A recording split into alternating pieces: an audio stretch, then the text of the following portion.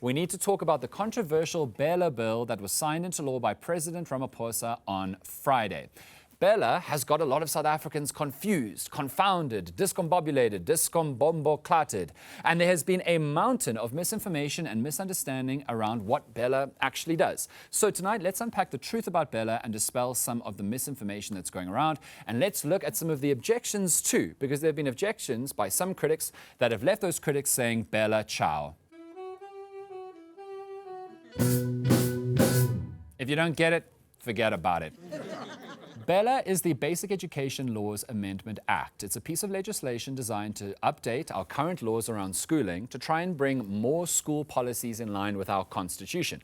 Under previous legislation, school governing bodies, known as SGBs, have had significant power to control how their schools operate, and many of them they just haven't been doing their jobs, guys. I don't know if you've noticed, but there are many schools in South Africa that still look and feel just like they did in the 1980s. SGBs have a mandate to make schools more inclusive and accessible and ensure that more South African children have access to basic education, which is their right enshrined in the Constitution. So BELA's goal is to make sure our schools fulfill those mandates. It's trying to address past inequalities that are still around in our schooling system. Sounds pretty good, right? So why are so many people, or some people rather, against it? Let's start with the key components of BELA. Firstly, BELA strengthens the Department of Basic Education's role in schools' admissions policies and language policies, because those are the two fundamental ways that kids are still excluded from schooling. Under the old legislation, SGBs had too much power to choose who to admit into schools, which meant that largely the same kind of people were being admitted every single year, and largely the same kind of people were being rejected from those schools. And some schools insisted on only teaching in particular languages, which naturally excluded many kids living in those schools as catchment areas. These parts of BELA have provoked outroar from some people screaming, "School capture! The government is coming to take over the schools," they're screaming. This is simply not true.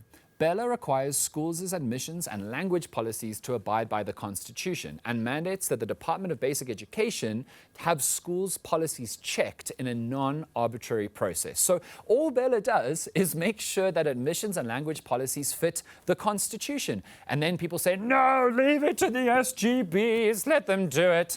And to that I say, that's what we've been doing. And the SGBs have proven themselves incapable of fulfilling their mandate. That's exactly when government is supposed to step in. And then on the language policy, there has been a whole lot of nonsense. Some people have tried to argue that BELA will mean that languages will be driven out of schools and some will go extinct as languages of instruction. In particular, people have tried to argue that Afrikaans will be destroyed. They've been putting up posters saying, "Save Afrikaans schools," ironically in English. And yet, that's not what BELA does. BELA says that in situations where a bunch of kids can't learn at a school in their area because it doesn't teach in a language that they understand, that the department will work with the school to add a language of instruction, not replace, add one. And that makes sense. We live in a country with 12 official languages and countless dialects. Let's get schools that can educate in more than one language so more young kids get their right to basic education. Next, BELA expands the definition of corporal punishment. Beating children is illegal in South Africa, whether your parents agree with that law or not. Wooden spoons are for cooking, Janice. Physical violence against learners is not allowed, but we all know that there are many ways to hurt a child without physical violence, and harming kids is just not acceptable. So BELA expands the definition of corporal punishment to include any acts which seek to belittle, humiliate, threaten, induce fear, or ridicule the dignity and person of a learner, which seems obviously good. And again, to the people watching now thinking, but Dan, we got beaten and we turned out fine. No, you didn't. You hit walls when Manchester United loses, which is a lot. You did not turn out fine. Or at least, you could have turned out fine or a bit better than fine if you hadn't been traumatized by adults when you were young. And frankly, we know how violent our society is. Maybe, just maybe, a great way to stop that is to stop abusing children so they don't grow up unnecessarily traumatized or thinking that violence is a solution to some of their problems. And now you may be thinking, but Dan, what are we supposed to do? The kids are so badly behaved. And I hear that, but guys, kids are children. We are adults. and it is up to adults to find solutions to stop kids from behaving badly and incentivize them to behave well without harming them. That's the way the world works. Next, BELA clarifies that no learners may be denied schooling because they haven't got the right identity document like a birth certificate or a valid residence permit. And this also feels obvious to me. The Constitution states that all human beings have a right to basic education. End of chat. Some critics are now saying, why should we provide schooling to undocumented foreigners? To which I'd say, one, no child should be denied their human right to basic education because of decisions that their parents made. But secondly, and vitally important about this part of BELA, it protects South African kids because many South African children don't have identity documentation.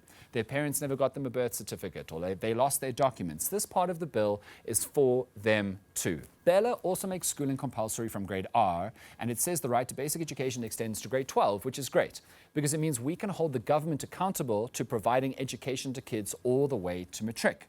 Making grade R compulsory it's going to be expensive. Treasury estimates that paying for grade R teachers is going to cost around 17 billion rand, which would take up about 5% of the budget for basic education. And there are budget cuts coming to the basic education department. But this financial cost, it just seems worth it. Kids need to be taught from young ages. Not doing so affects the rest of their learning and the rest of their lives. Now, there's one part of BELA that I am unsure of. BELA increases penalties on parents if they don't make sure that their kids go to school, and even threatens them with jail time. I really don't think that threatening such serious punishments against parents will be effective in getting more kids to school. It may actually cause harm. Imagine seeing your mom after she got out of jail because you bunked. It's just not going to be good energies. But that's the only part that I'm not sold on. The rest sounds pretty good to me. So let's quickly deal with some rank disinformation and fake news about BELA. Firstly, people have been led to believe that BELA is an abortion bill, which would give schools and teachers the power to intervene in teenage pregnancies and force kids to have abortions. No, it doesn't. Obviously. Are you hearing yourself? Do you know how mad that sounds? Do you know how many laws and human rights that would violate? That's crazy. Secondly, people have been led to believe that BELA will give the government the power to control the curriculum. And again, no, it doesn't. CAPS does that. The curriculum and policy statements govern South African school curricula, not BELA.